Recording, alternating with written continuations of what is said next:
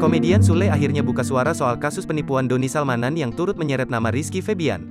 Diketahui, Rizky Febian sempat menerima uang dari Doni Salmanan sebesar 400 juta rupiah. Uang tersebut merupakan hasil lelang minuman ramuan milik Rizky Febian. Kemudian, belum lama ini Doni Salmanan ditetapkan menjadi tersangka kasus penipuan melalui aplikasi Quotex. Sehingga, Rizky Febian menjadi salah satu orang yang dipanggil oleh pihak kepolisian untuk menjadi saksi kasus tersebut. Aku nggak tahu itu urusannya sama manajernya, sama pengacaranya, ujar Sule dikutip dari kanal YouTube Intens Investigasi yang tayang pada Sabtu, tanggal 26 Maret tahun 2022. Sule kemudian mengungkapkan fakta terkait uang 400 juta rupiah yang diberikan Doni Salmanan kepada Rizky Febian. Menurut penuturan Sule, uang tersebut telah disumbangkan. Yang jelas tahu dari manajernya uang itu memang untuk disumbangkan, ujar Sule. Sejak awal, Rizky Febian memang berniat untuk melelang minuman ramuan miliknya.